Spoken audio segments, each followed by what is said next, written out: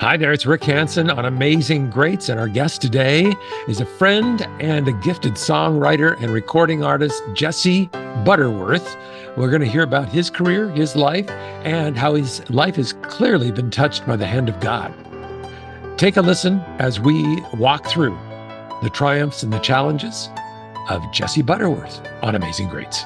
Well, welcome to Jesse Butterworth, our guest on Amazing Greats here today, and a brief introduction to the folks that don't know who you are. You're not only a musician, but you're a songwriter, you're a recording artist. Some of the accolades that you've had: 2 number 1 Christian radio hits with a group called Daily Planet, 3 top 10 radio hits. You've been nominated for 4 Dove Awards. And you actually had Katy Perry as your backup singer or backup act before she was Katy Perry. So that was pretty cool. Yeah. Written songs for like 100 or more songs for other artists to record. You're featured in People Magazine, USA Today, and The Today Show. And one of the songs that I kind of dug up and listened to for the first time and loved it, you're also the performer and author of a song called The Six String Rocketeer, which I love. That was great. So welcome, Jesse. Thank you for being here today. Yeah, my pleasure. Thank you. Your group was one of the kind of early influencers in this whole contemporary Christian realm, which has grown and expanded and become huge. A lot of it because of radio and streaming. But you were kind of at the heart of more of the beginning of all of that with this group called Daily Planet. And in fact, I saw a picture of you from that era, and you looked like you might have been 12. I'm not sure. We were definitely children. We were straight out of college. Yeah, I was going to ask, how old were you when that was all happening? Is that? Yeah, we started the band in when I was a sophomore in college, and then we got signed right out of school and moved to Nashville, and we're just wide-eyed, kids. So I think I was 22 maybe at the time. Okay. Yeah. Your first name for your band turned out not to be the ultimate name. Was it? What was the original name? House Blend was the name. Yeah, and we were, we liked that from like coffee, and we were all coffee drinkers. And then, but what we found is that was also when sort of the coffee shop thing was really big back in the early 2000s, and so people kept thinking that we were like a really chill acoustic coffee shop band, and we were not. We were very like kind of rambunctious rock band, and so we had many disappointed clients. So we were like, we might need to change our name. For those who are not familiar with the music from back then, this is about the early 2000s, right? Yeah. So and your music was, and you nailed it. It was hardcore rock and roll. I mean, this was raucous stuff that was going on there. In fact, you kind of had to dig a little deeper to find the Christian roots for that music, because it just sounded like a rock and roll band up on stage or in your recordings. So how did you come up with the name Daily Planet then? How did you decide on that? Well, I've always been a really big superhero fan. You can't see it because it's over here, but it's off camera. But I've got kind of a whole bunch of Superman and superhero stuff over here. So Daily Planet is the newspaper that Clark Kent works for. So that's how we landed on it. Yeah. Well, you see the Lone Ranger back there in the background. So that was the prelude to the superhero era. Right. So that's cool. So you got together with these other guys. There's 4 of you in the band. It all happened in college. Were you college mates? Yep. Yeah. We all met at Azusa Pacific University in Southern California, and we were actually playing the clubs in LA. And so that's where we cut our teeth. And so that's where I think we really honed the sound, because we had to figure out how to, keep people who just showed up at the club to hear music, engaged. And also, we played a lot of churches too. So we kind of had, foot in both worlds. Listening to some of the things that I've seen online, I've dug into your background there, Jesse, so I kind of know what's going on with you. But your influences as a young person were not the hard rock bands, really. It was like you were ahead of your time, or after your time, I guess, because you talk about James Taylor and the Beatles and Elton John and Billy Joel, all of which were well before your time. And yet this rock and roll sound came out of all of that. How did that transition? Is it just because you felt that there was a need for more rock and roll, or did you love doing it? Yeah, I mean, I think it was, the sound of the time too. But I mean, if you listen, like, especially on like what you mentioned, like Six String Rocketeer, or there's several other songs that I think we were a bit more melodic than a lot of the other bands that were happening. And if you really listen, you can hear lots of Beatles influences and, Elton John hooks and things like that on there. And I mean, that's still to this day. I mean, if I were to choose what to listen to, I still usually go back to some of those incredible albums that, those luminaries that were in the 60s and 70s. It was just such a golden era for songwriting. Yeah, Sure. yeah. So were all the guys Christians, or Yep. yeah? Yeah. Azusa Pacific University Christian College. So we all met. Yeah. I think as we were trying to kind of make our way in that scene, we were kind of trying to pick a lane of like, did we want to just do like a kind of a rock thing, or do we want to do, um, a Christian thing? And yeah, I mean, we got, discovered, if you will, in LA, and by some folks out of Nashville, and we were able to get a deal. And so we were like, well, let's go this way, see what happens. So Yeah, maybe a bit of God's direction there. Uh, yeah, right. throwing that in the pathway of where you were at the time. So you were raised a Christian because your parents were Christian. Your dad's a Christian guy. Yep. That's another story altogether. Your dad's kind of a notable himself, a speaker and author and all of that. But is so as I understand it, the true relationship that you developed with Jesus was in that college period. Is that correct? Yeah. Yeah. Yeah. It was the first time I think I'd really, it's like the old joke of, when you ask a kid in church, you ask a church kid, what's gray and has a furry tail and eats nuts and lives in a tree, and they say, well, I want to, I think the answer is squirrel, but I'm gonna go with Jesus Christ. So I that was like my life. I knew the right answers, and I was a church kid. I don't know that I ever really internalized it. I definitely had kind of went my own way in high school, and after my folks' divorce, and but yeah, this college was the first time that I really felt like I needed to make this my own and did not feel like I just am kind of like living somebody else's life. And so it was actually through music, and of all people, it was through James Taylor. I was sitting down and playing Fire and Rain just by myself in my dorm room. And there's that line that says, won't you look down upon me, Jesus, you got to help me make a stand. And I just kind of got a lump in my throat when I was singing that. And I just sort of stopped and was like, I think I got to deal with this. I got to figure this out. So that was really kind of the big moment that I shifted and felt like, okay, I'm going to go all in on this. That's amazing. I love that story. Yeah. So James Taylor was you Yeah. was your transformation, if you will. So Yeah, that's cool. right. So music's been the cornerstone of your career. Can you kind of tell me about your own personal journey with that? So were you the songwriter of the group, or was everybody Yeah. collaborated? How did that all work? Yeah, I was a songwriter. That's something I've always loved. When I was, I mean, I've always loved singing and performing, and was part of choirs and musical theater and things like that, all throughout middle school, high school.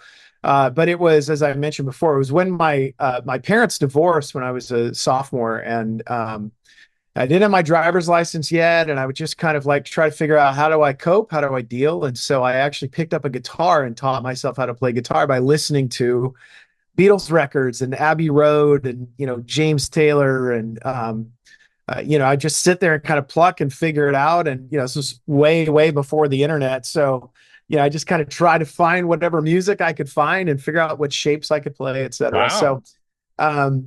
So that was, really kind of, so I have an even deeper connection, to that music, because it would really help me kind of find my way in music. And then I started writing songs, and they were terrible. just terrible songs. And Come so then on. I don't no know. one will hear these songs ever.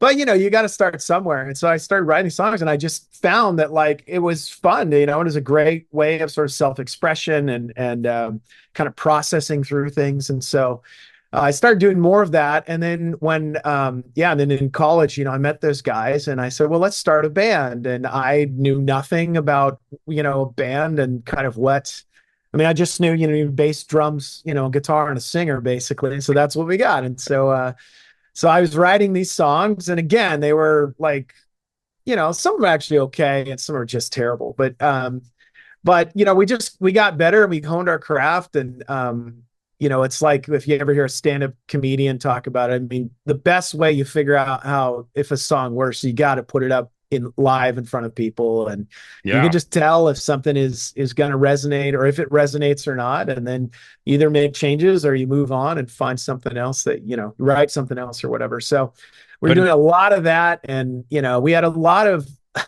so we had just as many failures as we had successes, but those failures really helped us just become better musicians, songwriter, you know, singer, etc. And in the scheme of things, I mean, things happen pretty doggone fast because you were still young. Were you out of college when you got signed, or were you still in college? Yeah, we were fresh out of college. Yep. Okay.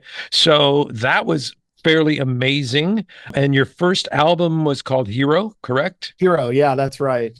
Which is again spin-off from the stuff that's on your wall over there. Yeah, that's right. So so that was in the early 2000s. You got signed, and was your first release off of that album like a hit? Did it Yeah, happen? so the first song, yeah, if you've ever seen, I mean, it's very dated now, but it's sort of a classic, is that old Tom Hanks movie, That Thing You Do, where it's Yeah. like the Wonders slash the Oneaters. They were they, you know, that was like basically we watched that. That was very close to our journey as far as like we got there, wide-eyed kids. We got to go in the studio with, you know, in a real studio, and we had, you know, some studio musicians come in and augment some of the stuff that we were doing, you know, and this guy's coming off of playing with Garth Brooks, and he's playing, you know, B3, and we were just like, oh my gosh, this is, you know, this is incredible. And so we were just, and we had the time of our lives. So a guy named Reggie Ham produced the album, and we just got along great with him, and we all just had a great time. So and I think you can hear it, you know, in the music too, that we enjoyed it. But yeah, then we released that first song, and it went number one right away, which we were amazed. And you know, suddenly we were like, okay, what are we gonna do? How are we gonna, you know? And so then we're rock stars now. What, right? Yeah, right. And so we thought like, oh well, let's go out and play to our, you know, the throngs of people who are just waiting for us to go out.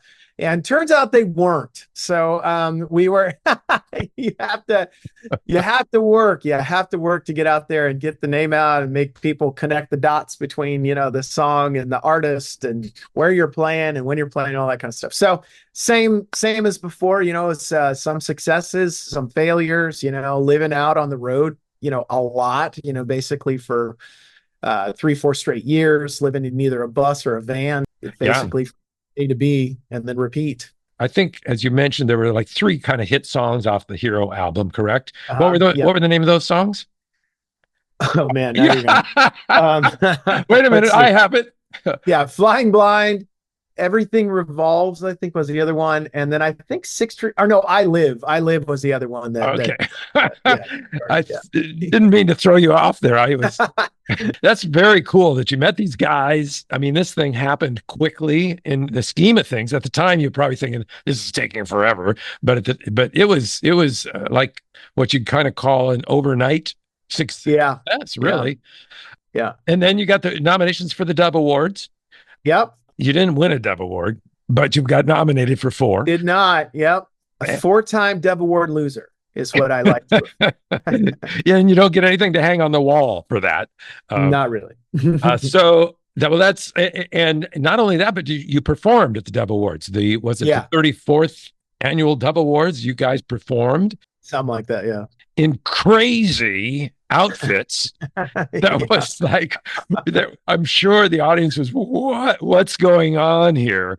We were wearing Dumb and Dumber style suits, tuxedos. So like the big ruffle, shirts, and I was wearing this giant sort of Willy Wonka style top hat, and yeah, it was pretty funny and I ended up the way that they see it's an awards show, so they seat you in certain areas based on when you're playing in the show, and so I ended up sitting I was right next to Pat Boone, if you remember Pat Boone, and then next to Absolutely. him was Alice Cooper, and so we were like sitting there just hanging out and chatting, and it was very funny. And so afterwards, Wow. they were like, "Hey, that was great," and then they just never stopped giving me a hard time about what we were wearing. Do you still have So the purple top hat? Is that in I your? don't, but I do have the suit jacket. I still Okay. have that suit jacket upstairs somewhere. Wow. Well, it's interesting that you mentioned Pat Boone because he was one of our guests on Amazing Greats at one point Oh yeah. and Oh told his nice. whole life story. And he's an icon. He's been around Oh yeah. forever. He was hanging out with Elvis and all the guys back in the day, Sure. and he was a great guest. And I'm sure he mentioned me though yeah, on yeah, the he said, podcast. "You know who I Yeah, sat for sure. next to at the Dub That's right. Awards?" This guy looked like an idiot in a tuxedo. So anyway, we also had Debbie Boone on as a guest. So we've had a Nice. couple of those musicians from the old days. And you remember Okay, Barry so you'll McGuire? enjoy this then. Sorry. Do you remember the name Barry McGuire from back in the Oh, of day? course. Yeah. Yeah, Well, he sure. was another guest. He's a solid Christian now, not at the Oh, time, but nice. he is now. Yeah. Yeah, Yeah, nice. When we moved, you said Pat Boone and Debbie Boone. When we moved to Nashville, one of the things we learned is there's sort of like a Nashville studio musician speak. And one of them is when you ask for different fills from a drummer. And so the most famous fill is called Pat Boone, Debbie Boone. And so that's why whenever you say Pat Boone, Debbie Boone, that's the only thing I can think of is, all right, give me a Pat Boone, Debbie yeah. Boone right there. It all comes full circle for sure. Yeah. I think one of the cool things too, one of the cool aspects of all of that was the fact that those guys are still friends. I saw your 20th anniversary online chat. Yeah. The same four guys that were in the original Daily Planet band.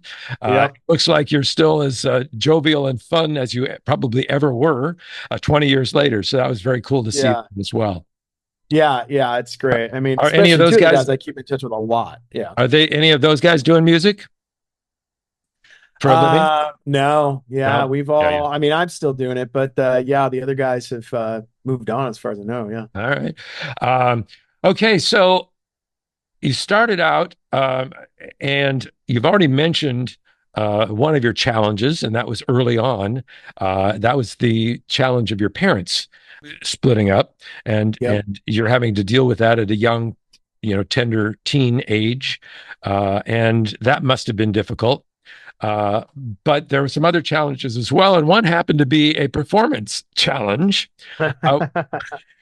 Uh, so the parents split was one of the problems, but the other split, the one that you, Nice. the other one was the actual performance split that changed your life in a lot of ways. So tell us about that. Yeah. So during every show, I mean, we actually started doing this in college and we sort of got a lot of notoriety for it. But we started doing this thing called the 80s medley. And so we would take 20 songs from the era of the 1980s and we put them all into 5 minutes.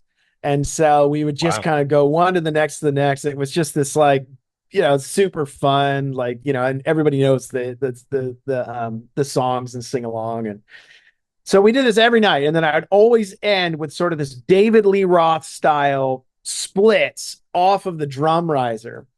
And so we were in LA playing a show, and it was kind of like a return to kind of hometown show from where we went to college. It was a sold out show, and I jumped off the drum risers and did the splits. And this time I just landed funny. And my right leg, I ended up fully dislocating my ankle, shattering the bone about, I think it was like 28 pieces or something crazy. Oh my gosh. And then yeah, I was one of those like I woke I mean I kind of blacked out and came up and my toe was pointed in the wrong direction kind of situation. And so I was like, I think the show's over. So they, they Wow. carted me off the stage. I got into an ambulance, and little did I know that that was going to be it. I thought it was just sort of like, all right, put me in a cast. And we were actually playing Disney World a couple of days later. And so they do this big thing called Night of Joy there. And so we were like, okay, well, so I told the guys, like, hey, get on the plane. I'll meet you guys there, you know. And little did I know that that was not at all what was going to happen. And, I had to have a few surgeries, and I couldn't fly back home to Nashville Oh man. for weeks, because of all of the trauma and the surgeries and all of that kind of stuff. And so um, we had to cancel basically all of our tour dates after that. And I couldn't travel. I couldn't do much of anything after that. I mean, I could barely walk. So little did we know that was the end. So we got dropped by the label. We couldn't play any shows anymore. It was just sort of like I said, it was like the Wonders, that thing you do, where it was like super fun. And then it's done, and then it's done. And So at that point, because you were lame and not able, the band kind of went their own ways and probably lost the record deal, I'm sure, at that point. Um, yep. Yeah, I got dropped from the record label, couldn't tour anymore.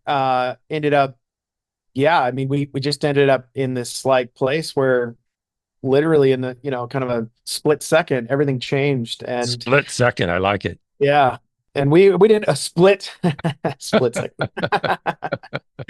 So we had to figure out what to do. And so the guys, we all just kind of ended up spreading out and trying to figure out how to, what's next for us. And Yeah.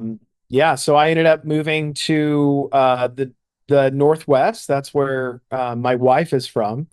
And so I grew up in California, but yeah, we ended Wow. up here, and then I ended up becoming a worship pastor at a church up in outside of Seattle called Redmond, Washington, a place called Overlake Christian Church. And yeah, it was the first time I was kind of in full-time church ministry outside of doing Christian music. And that's how you made your living at that point. And Yeah, the yeah. songwriting continued during that period of time. Yeah, I never stopped writing songs. Nashville's one of those places that, you really have to be there in order to be kind of seen and heard. If you move away, it's really hard to, continue to keep the attention of publishers and other artists, et cetera. So, but yeah, I still wrote songs and still, got placements, just not as much as, I was before. How did you reconcile that kind of turn of events with your faith?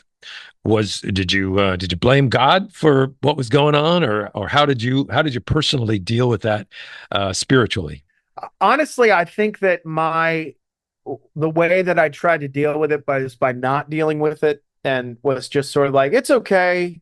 It's okay. We'll figure it out.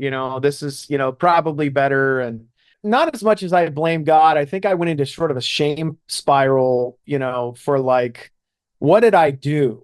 What did I do wrong to end up here when Mm. we were on, a path that seemed like it was, going really well. So, it's interesting to kind of go from being in a really broken place and then into leading people spiritually, especially being young.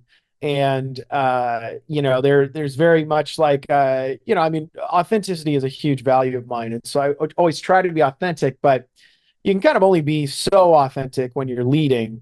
As I think that there's a fear that you could be too authentic and end up just casting a lot of doubt in other people of like, well, gosh, if he doesn't believe it, then should I believe it too? And so yeah, I think there was a lot of like trying to find my, like what I was saying before about when I went to college was I've got to find who I am and what I believe, and then how does that play out, Yeah. you know, in front of people as well. Yeah, I totally agree. I've seen pastors before who maybe overshare, like you're talking about. Right, right, And yeah, and it is I think in the long run it's not a benefit to the congregation to know all that stuff, right? right.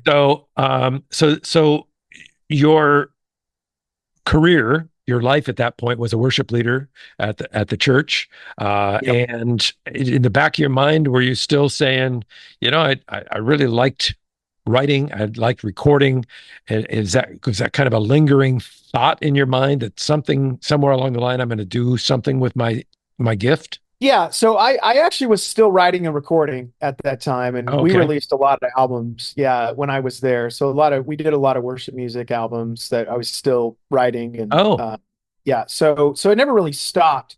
I think the thing that was kind of happening in the back of my mind was, I was kind of missing the freedom that we experienced when I was in college in playing like the clubs in LA, of that there wasn't, there was never a feeling like the theological police were out there listening to your songs and trying to, they're about to give you notes on, well, you said this or you said that, or, there'd be radio stations that would give us, tell us we're not going to play this song because, you infer that, and then they go into some minutia of theology. And so, and being in a really large church and writing songs, you still, get angry letters from people and, yeah, whatever. And so I just thought like, man, I do miss that, just kind of the freedom of being able to go out and just play to people, play music and feel like it's really self-expression as opposed to congregational, which I still really like congregational. I think that that's a great thing. But I think if that's the only thing you do, it can start to feel a little like you're handcuffed in one lane. And so yeah. it's nice that, so I was really wanting to kind of get out and explore the other side. Okay, let's talk just a smidge because you have had this kind of long history in the whole Christian music genre, and Christian music is like blossomed over the last 10 years a lot because of radio. Radio Mhm. stations across the country have picked up that as a format.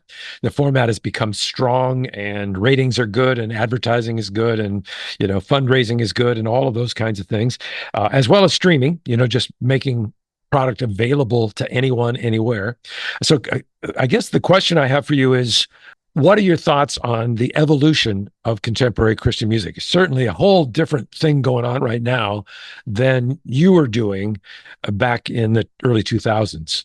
What's Yeah. your overview of CCM? Oh, man. Now you're on Like the that's spot again. Yeah, that's a loaded question. Let's see. Here's the way I probably would answer that. The way that I would answer that is I think that it serves a lot of people out there, and that it is an incredible gift to people who don't see behind the curtain. And that's what I think I would focus on as far as like, I'm really glad that that happens. I think I saw too much behind the curtain and still have friends in the industry that I know how, it doesn't quite always match up the way that people present on stage. And so I think, again, because you just said it again. I mean, authenticity is a big part of that's a big value for me. And so I think I struggle probably because I maybe know too much, but I struggle sometimes with knowing that like, oh, that person is very popular and successful, and they're borderline terrible people. So but that's what I'm saying is it's like I think God can use anybody and anything, and that's why I think I'm so happy to know that so much of that music is a gift to people who are who are listening and really ingesting that, and that it means something to their life, and that they are hopefully getting more intimate with God because of it. It's just always going to be some kind of a dark side of something. And so, and I've been in ministry for a long time too. So, challenge number three in your life, and you probably knew I was going to go here somewhere, and that is your health issues with your wife. So Uh-huh. she's challenged right now in this season of your life with some health things going on. Can you share with us that part of your story? I was a music pastor for 7 years, and then my wife and I both felt called to start a church. And so we started a church.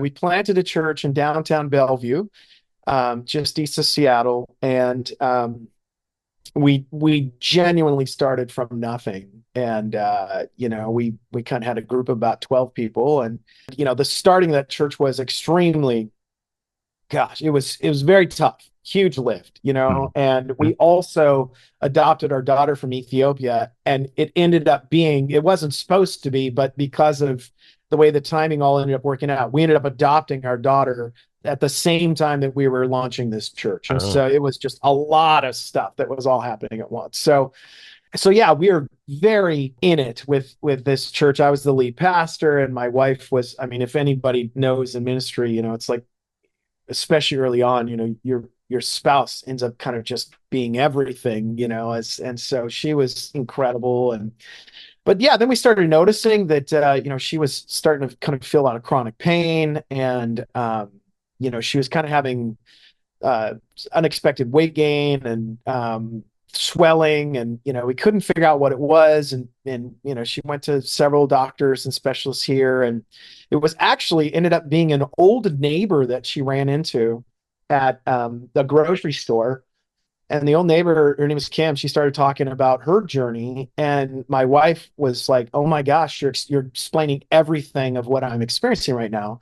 hmm. And she said, "Oh yeah, it's something called lipedema, and essentially what it is it's like kind of a toxic fat that sits on top of your lymphatic system, and a lot of the symptoms end up looking like cancer." And so we were very concerned for a while that she had cancer. And so anyway, nobody at that time, nobody in America was treating it. So we ended up going out to a specialist in Germany 3 different times to be treated. And yeah, and we had great results for a few years, and then COVID hit, and COVID ended up, and still, the research hasn't come back yet, so they don't know why, but COVID ended up reactivating Hmm. that in her body, and across, I mean, many, many other people as well. And so she kind of had to come back with a vengeance. And so, but since then, there is somebody now in Tampa, Florida, that treats this. So we don't have to go all the way to Germany. So, Hmm. so yeah, a year ago, she had surgery for that. And so she'll have 2 more surgeries over the next couple of years as we continue, yeah, to And figure this out. is she feeling better, or is it? She is, yeah. Yeah. Thankfully, she is. Yeah, I mean, there's definitely sort of good days and bad days, but for the most part, yeah, she is trending up and to the right, which we're very grateful for. Yes, yes, yes. Well, that's we and hopefully the audience of our podcast here will be praying for her continued healing and God's Thank you. healing in her. Yeah, So that's thank you. sometimes at the end of your resources, and the only place to turn is to God Yeah, for assistance and help and guidance. So yeah, anyway, I don't want to not talk about your latest recording because one of the one of your favorites was the Beatles. So you yep, went to where the Beatles were yep. and recorded a new album. And tell us a little bit about that project. I had the opportunity to go to record at Abbey Road Studios, which is obviously most famous for, like you mentioned, the Beatles recorded, 90% of their catalog there. And being in the room where it happened was just a dream come true. I mean, it was amazing. I don't know how else to explain it. You probably had this experience in your life, but when you know that you're going to go somewhere, you really are like trying to match up your material to the place you're going. And so, I mean, I wrote a lot of songs, and I just felt like, it's not good enough. It's not, that's not up to the level of where, what we want to capture there. And so, I mean, it was just one of the most magical weeks of my life. And, we got to record, and every time they bring out a microphone or an instrument or something like that, I'd play this game with the engineer, and I would say, "Who is the most famous person to, play this keyboard. And he would say, well, probably John Lennon or Paul McCartney. I was like, wait, what? Like this is, and he was like, yeah. And he's like, this is the piano they played on, this song or that song, or they roll in the piano. It's very famous piano called Mrs. Mills. And it's like the ticky-tacky piano so that you'd hear on Lady Madonna or I mean, it was all over those records. And so I'm like, thinking like, why would you let me play this? This belongs in a museum, not like, some hack out of Seattle is going to come and play it. But yeah, it was fun. I mean, they're famous for these microphones. They're pre-World War II. And they have a guy on staff that his only job is to keep these microphones functioning. Really? And I mean, because that's really what kind of the Abbey Road sound is part of that, is these big pill microphones that they have. And so I remember saying to him, who's the most famous person to sing into these? And it was right when we were about to take a tea break in London. And so he said, well, here, come out here. And so he took me in this hallway that was just full of pictures.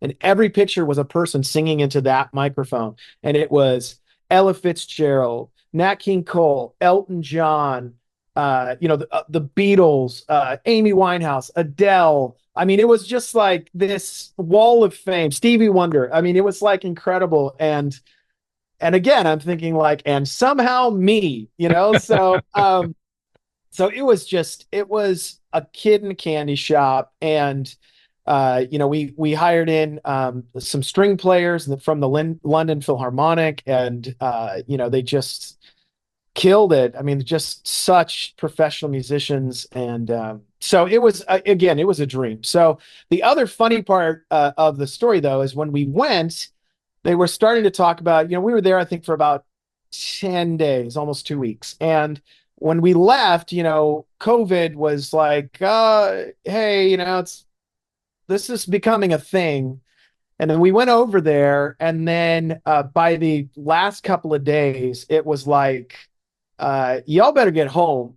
This is a big deal. And so we took the last flight out of London back to Seattle. And if we had missed that flight, we would have been stuck in London for who knows how long. But so we were, and it was like a zombie movie. I mean, it was crazy because it was one of those big jumbo airliner, and I think I counted 24 people on the flight. Wow. I mean, there was nobody, and it was creepy. And yeah. Were you assigned to a label when you went to do this recording, or you just did it? Yeah, everything. Yeah, I mean, I've not been signed to a label since we were signed, out of college, and so I've done everything independently, and which is nice because then you don't have other people, telling you what you can and can't do, and you can kind of explore different parts of music that maybe you wouldn't be able to otherwise. But yeah, I do everything independently, and I either, raise money through patronage, Patreon type campaigns, or I just take money from performing and just set some aside and just continue to put it back into recording. Yeah. Well, the album is great. I had a chance to, I didn't listen through every song, but I listened through several, saw the videos, I absolutely loved Our Good Old Days. Oh yeah. Because well, it's a great song, but also because of your acting in that particular video, which was incredible. So that was good. Is there a favorite on the album for you? What's your favorite song?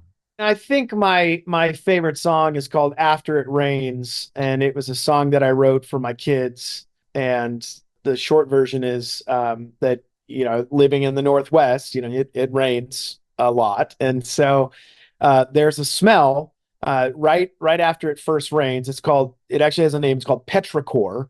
And so people know that the smell after it rains. And so I started doing this thing with my kids when they were younger, that I remember reading a study that said that smell is the sense that is the closest related to memories. And so that's why you can still go in many, many, many years later into a, middle school gym and suddenly be flooded back with memories of you being in middle school because of the smell. It still smells the same, And so, yeah.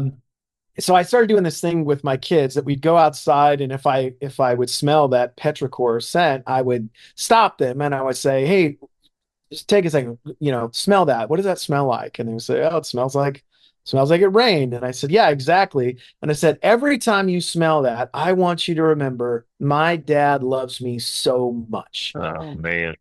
So we started doing this, and it kind of got to the point though where we'd walk out and we'd smell that smell, and I said, "Oh, hold on, you smell that?" And they'd be like, "Yeah, Dad, we know you love us. Can we go now?" But it was kind of drilled into them, and so, but I just thought, I'm gonna write a song about it, and just kind of, even if it's just kind of a love note that, like my oldest son is a sophomore at Washington State University, and so, even he'll text me sometimes and say it rained, and thinking of you. And so, yeah, that's, I think, one of my favorites on that album.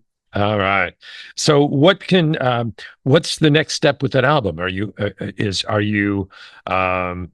has it been out for a while, or it's fairly recent, right? Yeah, it came out a couple of years ago, and so I actually have two albums that I'm working on right now that are almost done. So I got to go in March. I got to go record.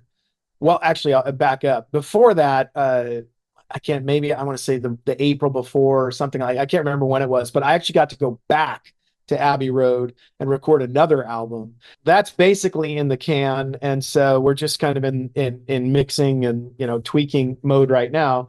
But in this last March, I got to go to Prague in the Czech Republic and record with the Prague Symphony Orchestra. Wow. And so we got to do 5 songs with them. And I mean, talk about a wow experience, was sitting, in a room with 70 world-class musicians, and all, just the air that moves around, all of the sound that's coming out. It was incredible. I mean, just another one of those mountaintop experiences. As you tell your story, the spots where God landed, God was there and guiding you through that experience. Do you have that same feeling? As I can kind of identify them from my perspective, where those are at? One of them would be the Abbey Road experience. The original experience is you as a young man getting the opportunity to sing. Where would you say God's been most present in your life? I mean, I 100% agree with you that, God made a way for some incredible opportunities in my life to go do stuff that I would have never dreamed as a, 13-year-old kid trying to learn how to play guitar in my bedroom, listening to the Beatles and James Taylor.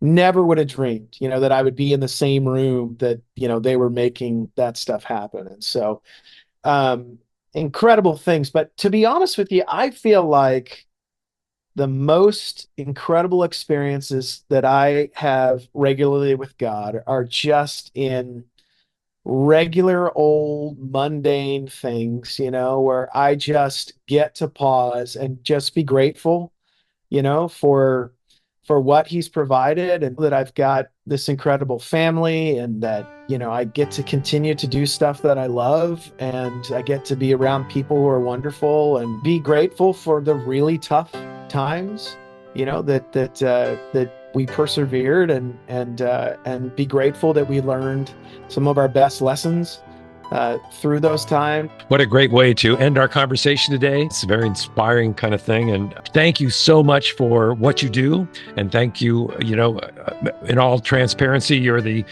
worship guy at my church in Gig Harbor, Washington, Harbor Christian Center.